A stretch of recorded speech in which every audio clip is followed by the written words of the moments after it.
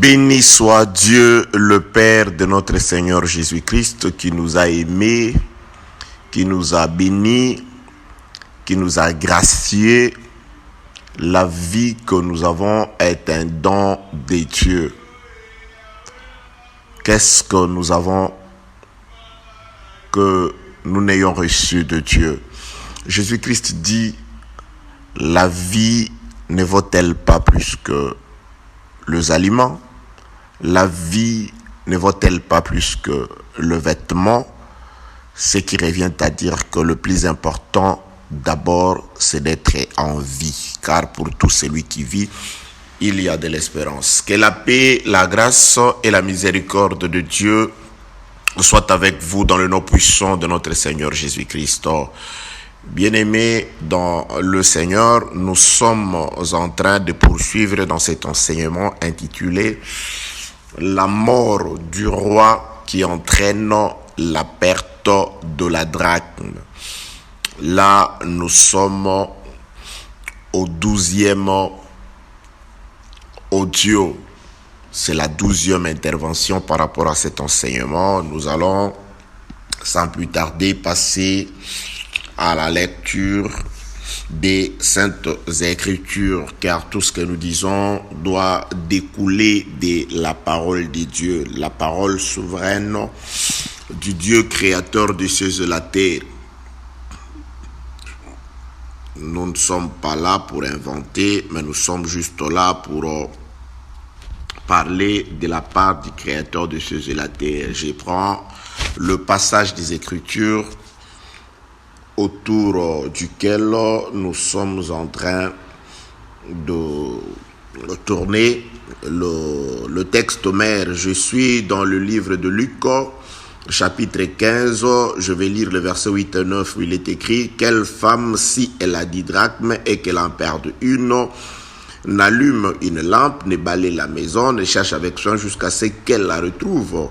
Lorsqu'elle l'a retrouvée, elle appelle ses amis et ses voisines et dit « Réjouissez-vous avec moi car je retrouvais la drachme que j'avais perdue. » Que la paix, la grâce et la miséricorde de notre Dieu soient avec vous, bien-aimés dans le Seigneur. Pour faire juste un petit résumé, sachez que je ne serai pas capable de pouvoir tout dire par rapport à tout ce qui a été déjà dit. Donc c'est le 12e audio, donc il me serait impossible de tout résumer, mais par la grâce de Dieu, l'Esprit du Seigneur va nous aider à donner une idée sur celui qui ne tombera que sur cet audio, de manière à ce que tout le monde puisse être embarqué et qu'ensemble nous continuions notre voyage, notre exode, notre déplacement vers la terre promise, car le rendez-vous de Christ avec son peuple, c'est la connaissance. Ça, je l'ai toujours dit. C'est la connaissance qui va nous affranchir de ce corps du péché. La connaissance nous affranchit aujourd'hui de l'ignorance, qui est un péché, qui est l'arme du diable, qui est la raison pour laquelle certaines personnes vont périr. C'est l'ignorance. Car l'ignorance ne sera jamais une excuse, car il y a des personnes qui se croient ou qui se disent qu'ils pourront ce jour-là brandir l'ignorance comme une certaine excuse. Je ne savais pas, je n'étais pas au courant. La grâce de Dieu, c'est de rencontrer la connaissance. Jésus-Christ l'a dit. Vous connaîtrez la vérité et la vérité vous affranchira. C'est-à-dire l'affranchissement ou la délivrance se trouve dans la connaissance. Le frère Paul dit, la volonté de Dieu est que tout le monde soit sauvé et qu'il parvienne à la connaissance de la vérité. Donc, il y a la connaissance. C'est pourquoi estimez-vous heureux d'avoir été conduit au centre de la connaissance, là où on apporte la connaissance du Dieu vivant, la connaissance du Dieu véritable, la connaissance de la vérité, la connaissance de us, mers et coutumes du royaume des cieux. Car les saluts, c'est le fait que Dieu viendra chercher son royaume qui se trouve sur la terre. Le royaume sur la terre, c'est là où la connaissance est annoncée et elle est comprise et appliquée. Que la paix, la grâce et la miséricorde de notre Dieu soient avec vous. Mon peuple périt faute de connaissance, c'est-à-dire l'ignorance qui est justement le manque de connaissances ne sauvera personne. Aimez la vérité, aimez la connaissance et la connaissance véritable. Que la paix, la grâce et la miséricorde de notre Dieu soient avec vous. Bien-aimés dans les Seigneurs, nous sommes en train de parler sur Jésus-Christ, bien sûr, à travers les Saintes Écritures, selon ce qui est écrit et dans le livre de Luc, chapitre 8 et 9, le passage d'écriture, le deux versets que nous venons de lire, là où Jésus-Christ lui-même donne l'illustration du royaume par rapport à une femme. Il compare le royaume de Dieu, l'amour de Dieu envers le pécheur. Ça, je vais réserver ça pour la suite. Pourquoi, la raison pour laquelle Jésus-Christ a donné cette illustration, ça, je réserve ça pour la fin, pour la suite. Aujourd'hui, nous allons juste décortiquer les conséquences de la perte de la drachme. Donc, c'est ce que nous sommes en train de dire pendant tout ce temps. Une femme dans une maison avait 10 drachmes. Pendant que la femme gardait ses drachmes, nous n'avions rien comme connaissance sur tout ce qui existait dans cette maison. Mais le jour où la femme perd juste une pièce sur 10, il y a des choses qui vont se produire dans cette maison. Tout se produit par rapport à la perte d'une pièce sur 10. C'est pourquoi dans les audios précédents poussés par l'Esprit du Seigneur, nous avons compris que c'était la dîme que cette femme a perdue. Et cette femme représentait Dieu. Donc Dieu, dans sa maison, avait perdu une dîme, 1/10. Et lorsque la dîme a été perdue, c'est alors que la maison qui a été dans le ténèbre a reçu la lumière. Donc la maison reçoit la lumière, pas parce que la femme avait le souci d'apporter premièrement la lumière dans la maison. C'est ce que nous allons étudier aujourd'hui. Le sentiment de la femme. La femme a le sentiment, elle n'est pas contente. Elle a perdu la réjouissance, elle a perdu la joie, elle a perdu la gaieté. Pourquoi? Parce qu'elle a perdu quelque chose qui lui tenait au cœur, quelque chose qu'elle aimait. C'était quoi? Une pièce sur 10.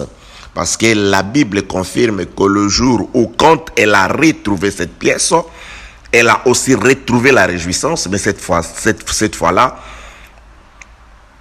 elle ne se réjouira plus seule, mais elle va associer les gens du dehors à sa réjouissance. La réjouissance due à ce qu'elle a retrouvé une pièce sur 10. Elle invite les gens pour venir partager sa joie. La joie produite par le fait de retrouver une pièce perdue. Que la paix, la grâce et la miséricorde de notre Dieu soient avec vous. Je m'excuse. Donc, la maison de cette femme était dans l'obscurité. Qu'est-ce qui a provoqué l'obscurité dans la maison de cette femme? Nous avons vu ça dans les audios précédents. Depuis l'audio numéro 1, les ténèbres est entré dans la maison de la femme suite à un cadavre, à un décès, selon qu'il est écrit dans le livre de 2 Samuel, chapitre 21, le verset 17.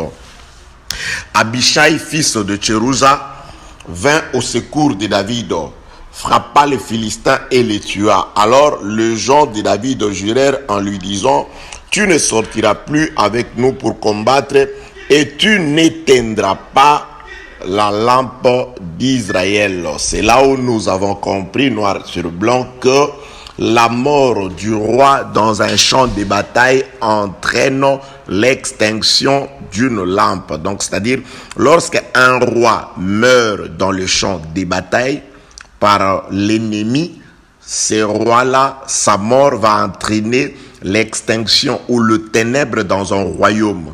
Le royaume de la terre avait pour roi le tout premier Adam. Adam est mort dans le champ de bataille, dans sa bataille avec le serpent. Rendez-vous, c'est-à-dire pour comprendre ces choses, allez chercher l'audio numéro 2. Je crois c'est là où je suis en train de parler en détail sur le combat acharné entre le serpent, son armée, et Adam ainsi que son armée.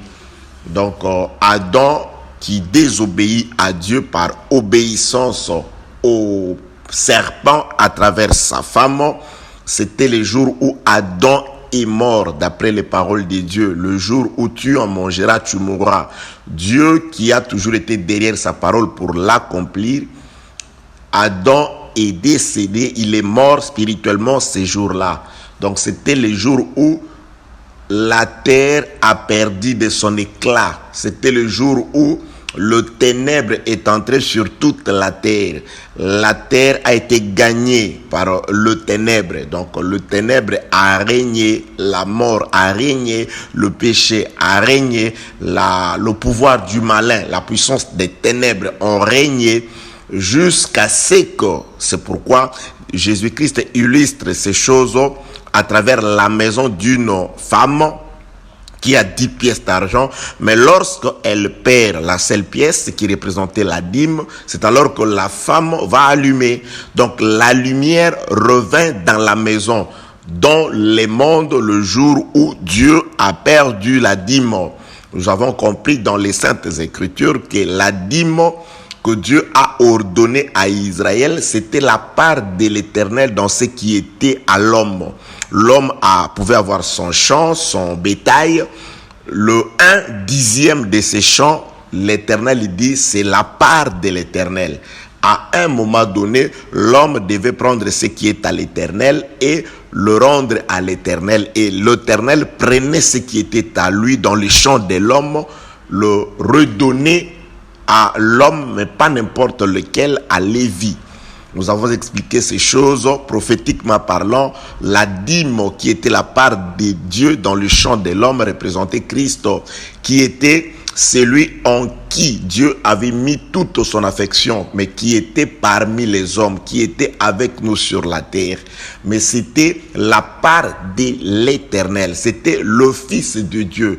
C'était en lui qu'habitait corporellement toute la plénitude de la divinité. Cela a été prouvé dans le Jourdain lorsque la colombe est descendue sur lui pour confirmer ces choses. Au moment et opportun, Dieu a mis dans le cœur des hommes de pouvoir lui rendre ce qui était à lui. C'est pourquoi il va dire à Judas, ce que tu as à faire, fais-le. Judas va s'élever pour accomplir la volonté de Dieu. Il doit rendre la dîme à son propriétaire. Judas qui va livrer le Seigneur, c'est-à-dire c'était la dîme qui devait retourner à Dieu. C'est pourquoi Pilate, n'ayant pas compris ces choses, il pose la question au Seigneur. Le Seigneur garde silence, il lui dit, je te parle, je te pose la question, tu ne veux pas me répondre, tu ne sais pas que j'ai le pouvoir de te condamner comme de te relâcher. Jésus-Christ lui rappelle que tu n'aurais aucun pouvoir sur moi si mon Père qui est dans les ciels ne te l'avait pas donné. C'est-à-dire, ce que tu fais,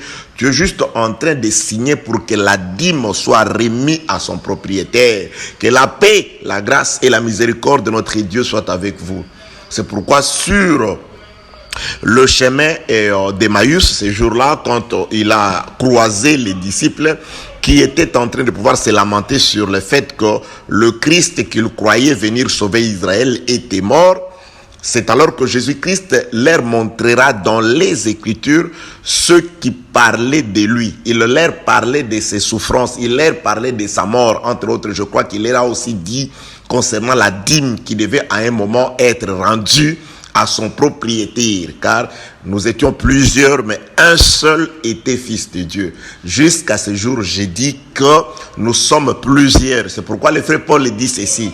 Plusieurs personnes courent dans les stades, mais un seul remporte le prix.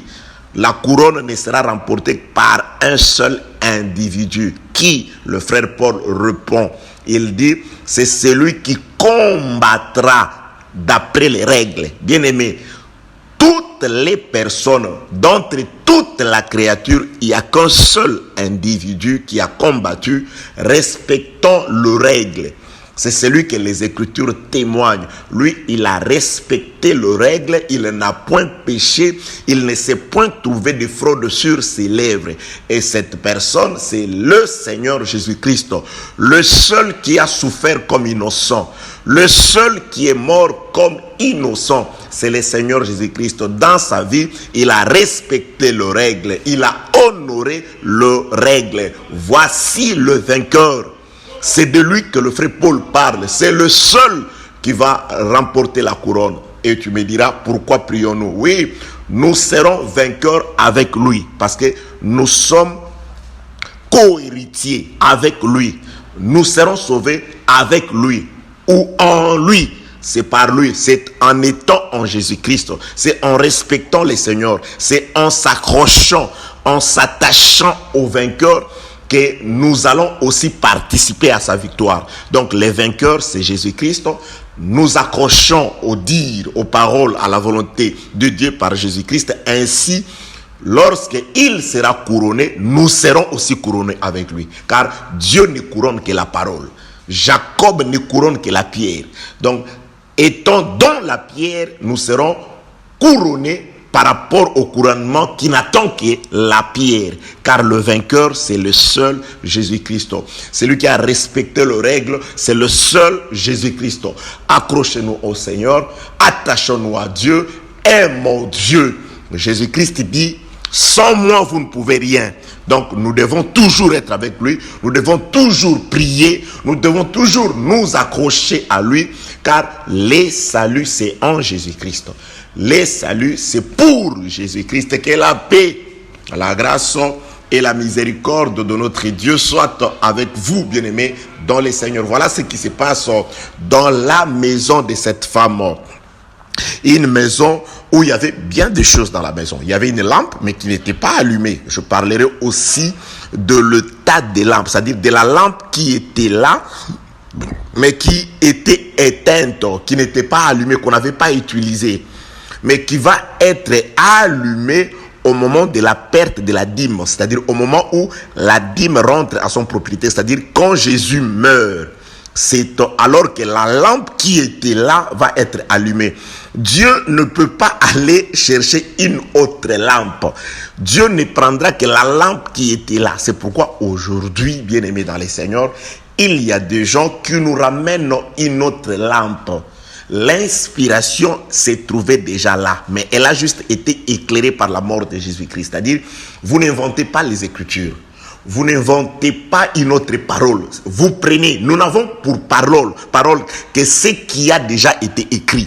C'est pourquoi j'ai dit ceci. Lorsque les apôtres, Pierre, Paul, Jean et les autres prêchaient, ils ne prêchaient que par rapport à la lampe qui était là.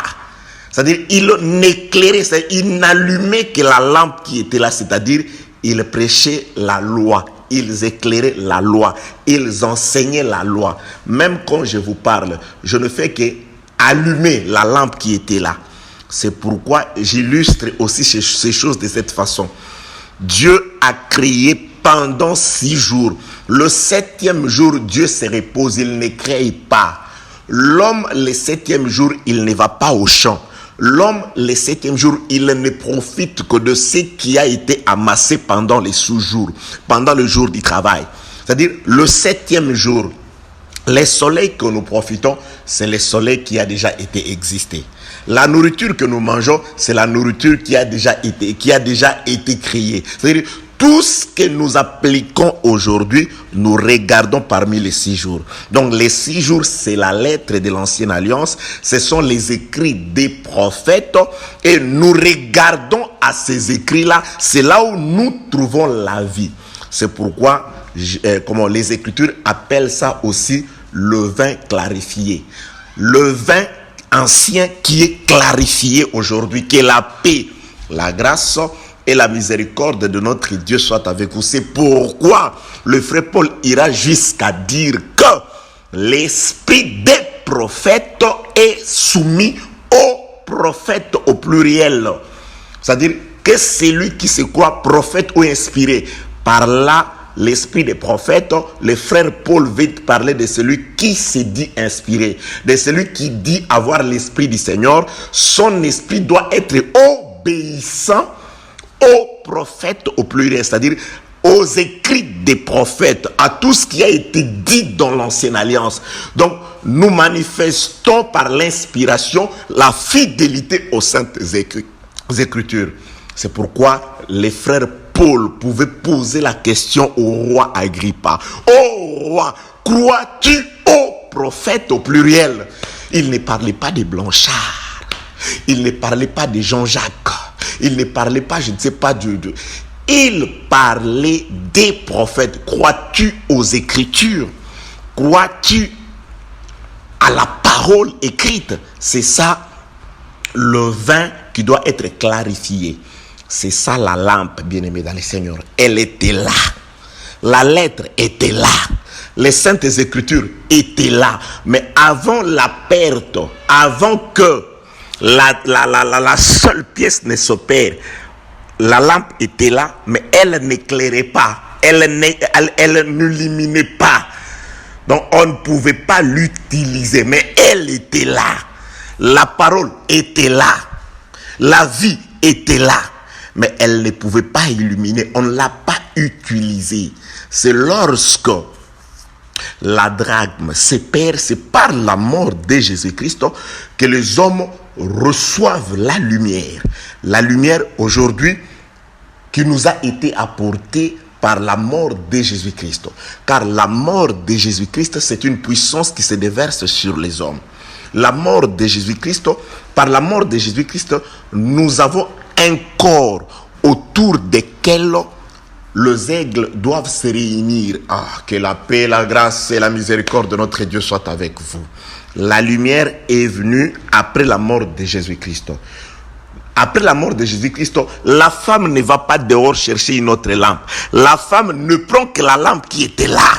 C'est pourquoi nous ne vous prêchons que ce qui a déjà été dit pour manifester notre foi au prophète, pour manifester notre fidélité au prophète.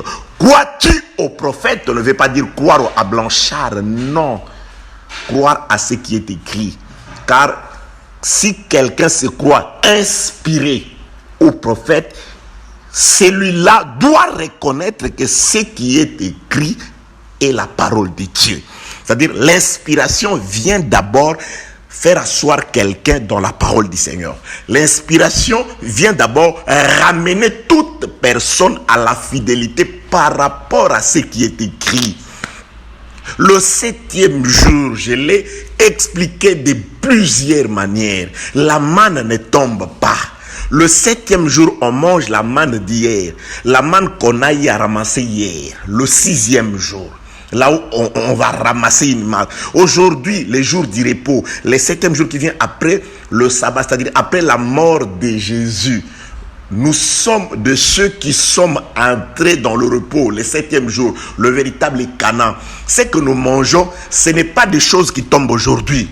Ce ne sont pas des inspirations qui sont inventées par les hommes.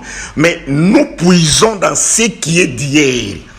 Nous n'allumons que la lampe qui était là, mais à laquelle personne ne faisait attention. Maintenant, lorsque la drachme est perdue, on se retrouve. Mais qu'est-ce qui se passe? Mais il y a une lampe. Oui, il y a une lampe. Il y a une lampe. Il y avait une lampe ici. La femme allume la lampe qui était là déjà. La femme l'allume. Que la paix, la grâce et la miséricorde de notre Dieu vous soient accordées dans le nom puissant de notre Seigneur Jésus-Christ. Bien-aimés, nous aimons la fidélité des Écritures. Je veux vous parler de quelque chose. Je suis Attendez, je vais vérifier les temps si il faut que j'introduise cela. Bien-aimés dans le Seigneur, je parle de la lampe. Lorsque je parle de la lampe était là. Mais personne n'en faisait cas. D'ailleurs, c'est ce que je suis en train de dire.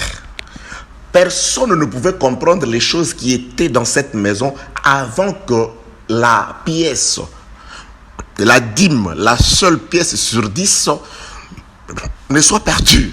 C'est-à-dire, c'est lorsque la femme perd cette pièce, c'est là où les yeux de ceux du dehors vont s'ouvrir. C'est-à-dire, c'est de là qu'on commence à énumérer les choses. Ah, donc dans cette maison-là, il y avait aussi une lampe. Oui, mais comment le sais-tu? Ben, tu ne vois pas, elle est allumée. Pourquoi ou quand est-ce qu'elle a été allumée? Mais elle a été allumée parce que la femme a perdu. Ah, donc la perte de la pièce, de la drachme, de la seule drachme sur 10, ramène la connaissance. C'est pourquoi j'insiste et j'insisterai toujours, bien-aimé dans les Seigneurs. Là où il y a la perte de la pièce, c'est là où on se rend compte des choses qui sont dans la maison de la femme. C'est-à-dire l'évangile de la mort du Seigneur, l'évangile de la croix, l'évangile qui ne traite que de la mort du Seigneur. Vous savez, même depuis l'ancienne alliance, le peuple n'a été sauvé que grâce à la mort. Dieu illustrait déjà que la vie qui a été perdue par la désobéissance reviendra à travers une mort, à travers un sacrifice. Israël était là, Moïse est bien descendu avec un bâton, il a réalisé tout ce qu'il pouvait au nom de Dieu, par la puissance de Dieu, par la main puissante de Dieu. Certainement c'était la volonté de Dieu que les choses se passent de cette façon-là. Mais le peuple n'était pas toujours délivré. Il y a eu de choses terribles qui se sont abattues sur le territoire égyptien. Le ténèbre, le pouls, le fléau sont descendus sur ces peuples en cascade. De plaies, de mouches venimeuses, toutes ces choses-là se sont abattues sur ce peuple-là. Le cœur des pharaons est resté incrédule. Le peuple n'est pas sorti de l'esclavage. Jusqu'au jour où un innocent meurt.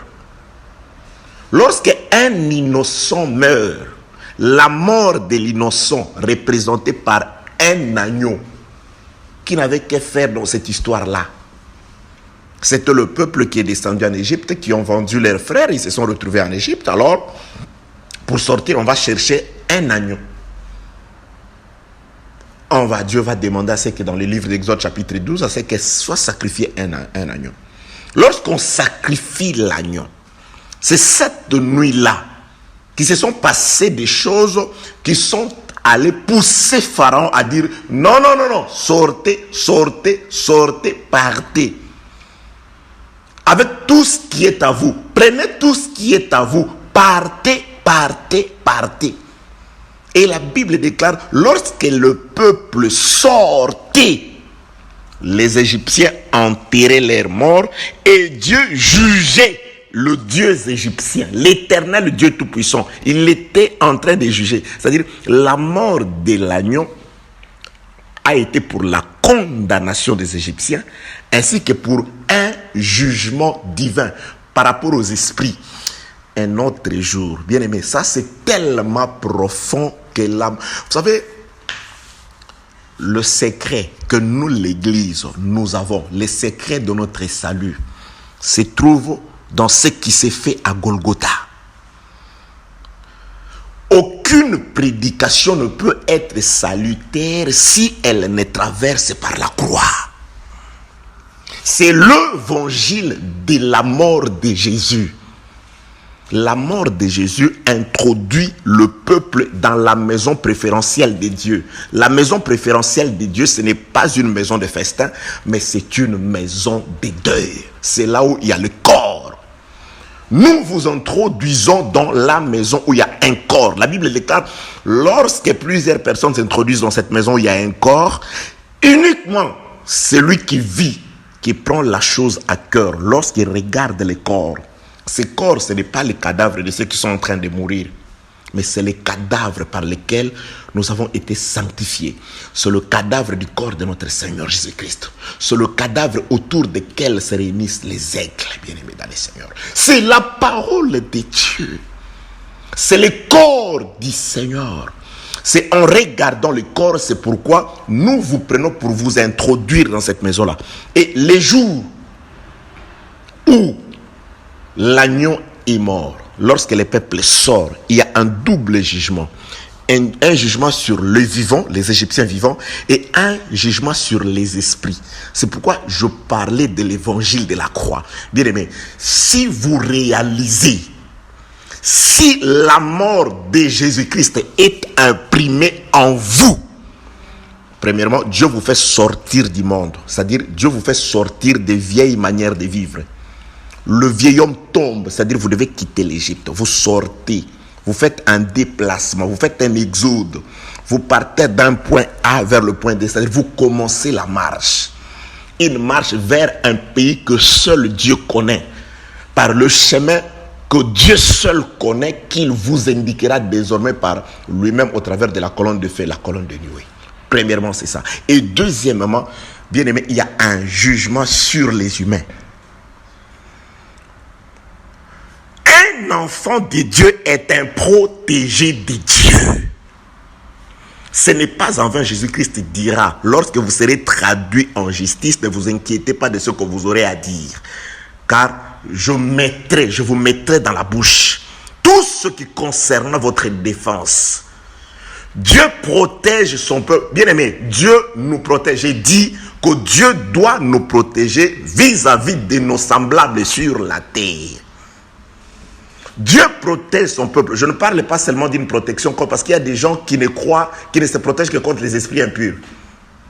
Dieu doit aussi combattre pour nous vis-à-vis de nos semblables. Parce que la mort de l'agneau a entraîné un jugement par rapport aux Égyptiens, les semblables. Les hommes vivants comme les fils d'Israël, et ils ont vécu. Ils ont subi ces jugements dans la chair. Oui, ça viendra, mais je parle d'aujourd'hui. Bien aimé, rien de tout ce qui arrivera demain n'est pas vécu aujourd'hui.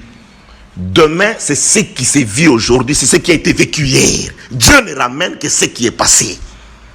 Dieu nous protège, c'est pourquoi vous qui faites du mal aux enfants de Dieu, attention, vous qui vous mettez à faire du mal aux enfants de Dieu, je parle des enfants de Dieu, serviteurs comme croyants, les enfants de Dieu sont la protection de l'Éternel. On ne fait pas impuni, c'est-à-dire on ne reste pas impuni, toujours impuni, tout en faisant du mal aux enfants de Dieu. Attention, vous qui vous attaquez, vous qui complotez contre ceux qui craignent Dieu, faites attention. Il y a des gens qui croient que notre crainte de Dieu, qui prennent notre crainte de Dieu pour une faiblesse. Continuez comme ça. Ah, je peux lui faire du mal, qu'est-ce qu'il va me faire? Mais c'est un serviteur de Dieu, il ne pourra rien. Parce que s'il fait ça, on dira. C'est pourquoi, par crainte de son Dieu, il ne peut pas me poursuivre. Il ne peut pas me rendre le mal pour le mal. Mais il ne peut rien me faire. Ah, bah oui, je suis allé chercher sa dette. Bah, je ne paye pas d'abord à cet homme-là. Lui, c'est un pasteur, il ne me fera rien. Je peux payer comme pas. Oui, lui, c'est un frère de l'Assemblée des Saints, il ne me fera rien. Je peux payer sa dette comme pas. Mais je dois d'abord rembourser à ces méchants-là parce que l'autre là s'appelle Edingo, Django. Il faut payer ses dettes parce qu'il est méchant. Vous faites très attention. Vous faites très attention.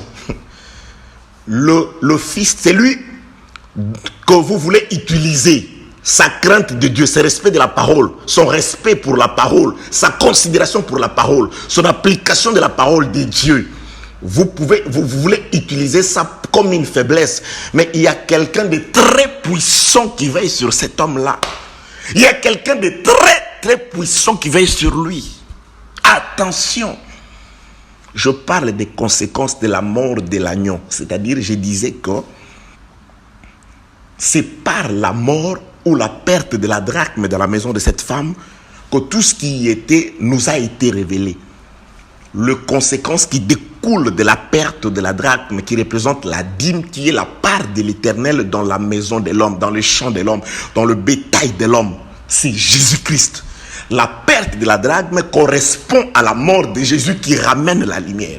Non seulement la lumière qui nous renseigne sur tout ce qui était, qui nous donne la connaissance sur ce qui était dans la maison de la femme. La mort de Jésus-Christ était représentée dans l'Ancienne Alliance par la mort de l'agneau qui a entraîné des jugements sur des Égyptiens autrefois oppresseurs des enfants d'Israël. Nos oppresseurs, faites attention, ça c'est par amour que je vous l'ai dit. Ne prenez pas notre crainte de Dieu pour une faiblesse. Ne prenez pas...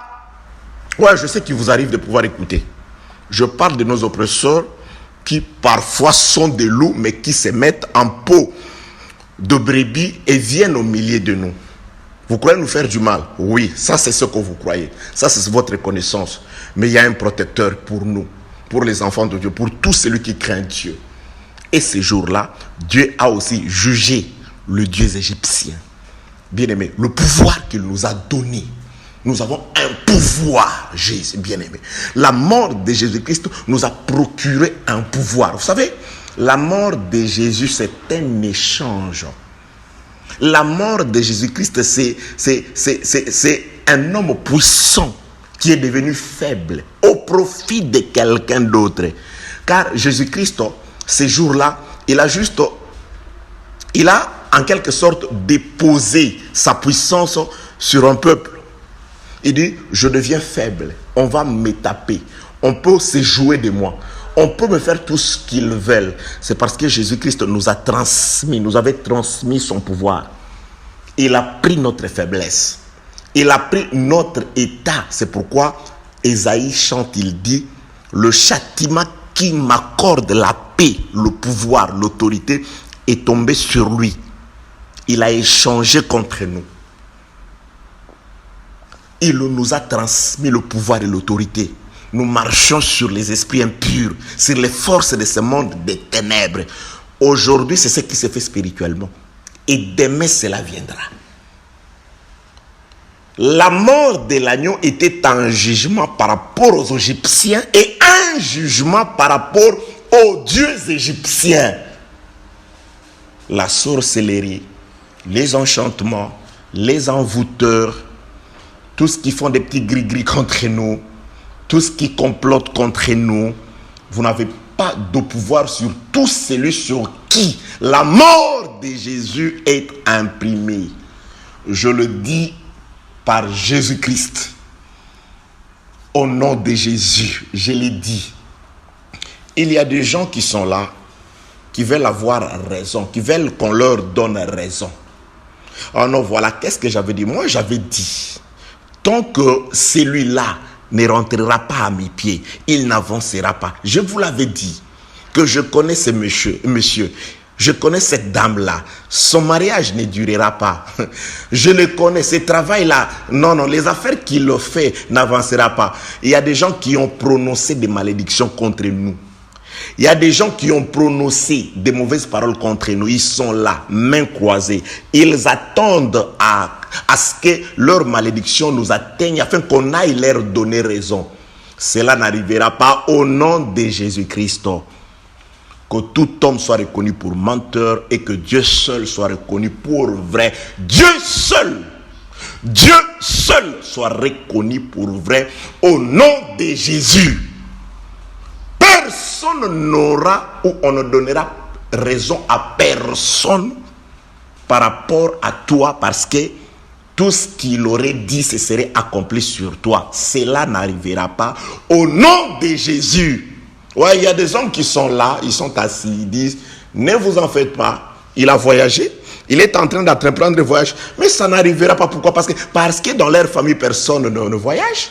Parce que dans leur famille, personne n'est passé du niveau-là. Oui, parce que chez eux, dans la ville où ils vivent, mais personne n'est réussi dans les affaires. Moi, je lui avais dit de ne pas travailler là-bas, de rentrer ici. Je lui avais dit, il ne m'a pas écouté. Il ne réussira que quand il rentrera. Ça, c'est toi qui dis. Dieu fait pleuvoir où il veut, quand il veut, et de la façon dont il veut. Dieu peut te conduire dans un désert.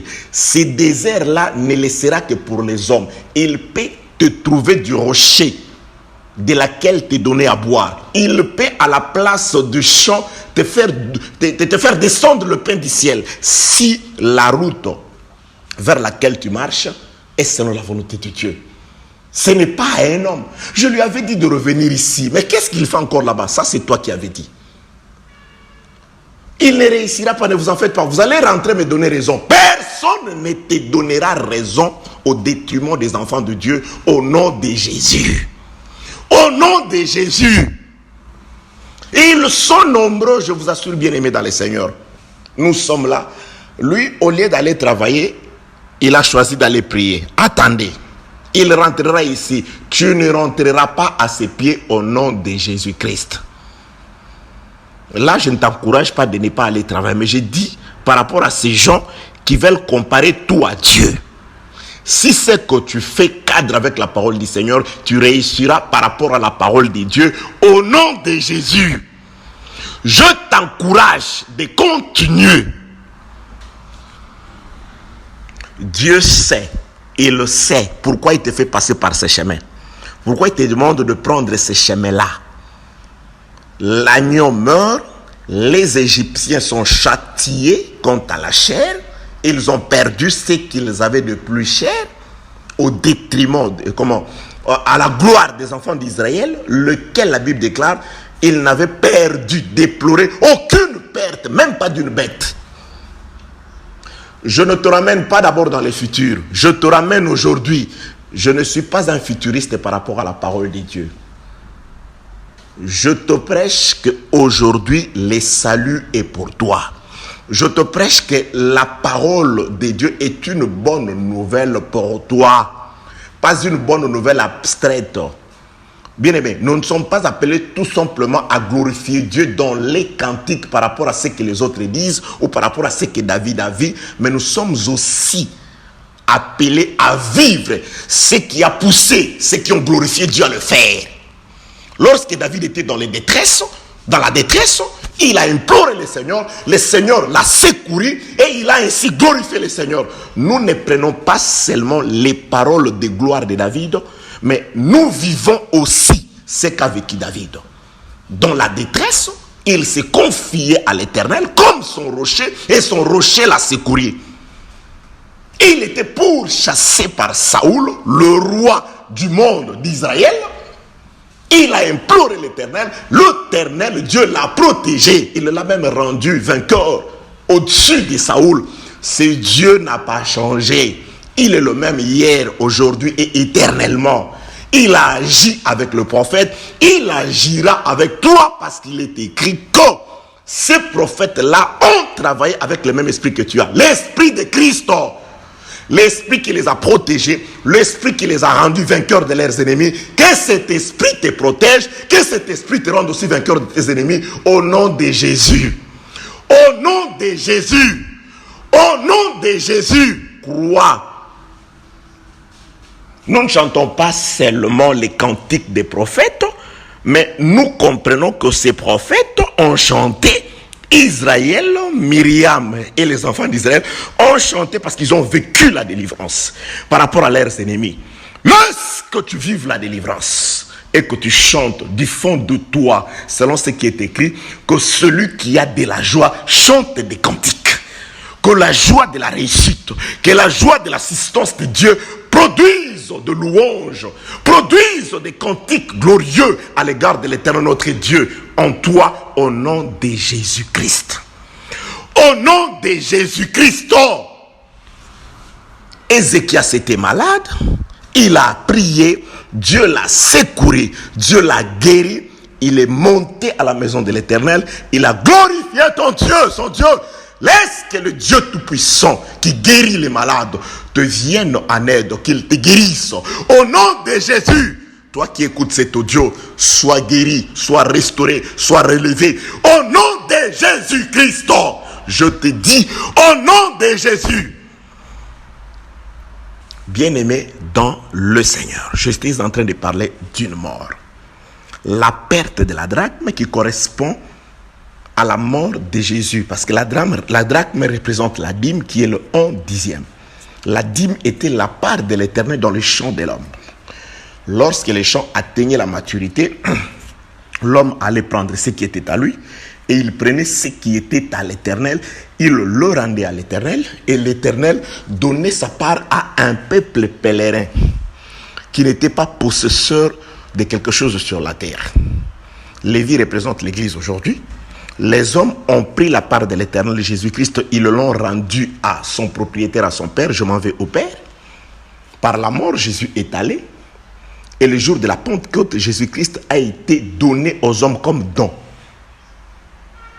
Il est descendu, le Saint-Esprit est descendu. Maintenant, nous sommes conduits par l'Esprit du Seigneur. Cet Esprit ramène à nous tout ce qui était en Jésus-Christ. En lui a habité corporellement la plénitude de la divinité. C'est pourquoi, lorsque nous recevons l'Esprit du Seigneur, chacun devient une portion de la divinité. Chacun vit la divinité en lui, mais selon la grâce du Seigneur. Parce que nous sommes plusieurs, le frère Paul dit, nous représentons un corps, le corps de Jésus-Christ. Le corps a plusieurs membres et tous les membres n'ont pas la même fonction. C'est pourquoi aussi Jésus-Christ descendant sur les Lévites, ce n'est pas un seul Lévi qui va manger la totalité, mais ce que les enfants d'Israël donnaient était remis aux Lévites au pluriel. Nous recevons le corps de Jésus-Christ, la dîme aujourd'hui, mais chacun reçoit une partie. Je peux recevoir l'œil, tu peux recevoir l'oreille, l'autre encore peut recevoir le nez, le pied, le doigt. Chacun reçoit une partie. Et lorsque vous mangez la partie que vous avez reçue, vous êtes transformé en cette partie-là. C'est pourquoi dans l'Église, personne n'a la totalité, ni du savoir, ni du pouvoir, ni de quelque chose que ce soit. Nous sommes tous des particules du corps de Jésus-Christ. Ensemble, nous formons ce qu'on appelle le livre de vie. Car chacun de nous est une lettre. Selon que l'a dit le frère Paul, nous sommes des lettres écrites des mains de Dieu et lues de tout le monde. Plusieurs lettres mises ensemble forment un livre de vie qui est le Seigneur Jésus-Christ. Que la paix, la grâce et la miséricorde de notre Dieu soient avec vous. Je parlais, j'avais préparé autre chose, mais le Seigneur m'a conduit par ce chemin-là. Je parlais de la lampe qui était là, mais qui n'avait pas été vue, ni qui n'avait pas pu éclairer avant la perte de la drachme. Les Écritures, la loi, la parole de Dieu était là. C'est pourquoi Jésus-Christ réenchérit, il a dit, aucune parole, même pas un iota de la loi ne disparaîtra. Aussi longtemps que le ciel et la terre seront là, aucun iota, rien de la loi ne disparaîtra. Rien ne disparaît. Mais ça devient le vin vieux, le vieux vin clarifié.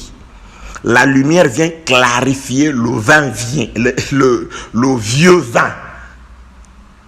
La lumière vient clarifier cela. La lumière du Saint-Esprit vient donner vie à ce qui était déjà. C'est pourquoi je vous prêche, je vous parle de la Genèse, des prophètes. C'est ça notre prédication. Nous prenons ce qui a été déjà donné et nous trouvons en elle. Jésus-Christ dit ça. Vous sondez les Écritures. Là, il parlait de la Torah, des livres de Moïse, des prophètes auxquels il faisait confiance. Vous sondez les Écritures, croyant trouver en elles la vie, mais c'est de moi que les Écritures parlent. Nous n'avons pour absolu que ce qui a été créé pendant 6 jours. Le jour de l'homme, la loi. Et le sabbat, nous n'avons l'œil, les yeux, que dans ce qui a été créé le 6e jour. Mais le 7e jour, on ne prépare rien.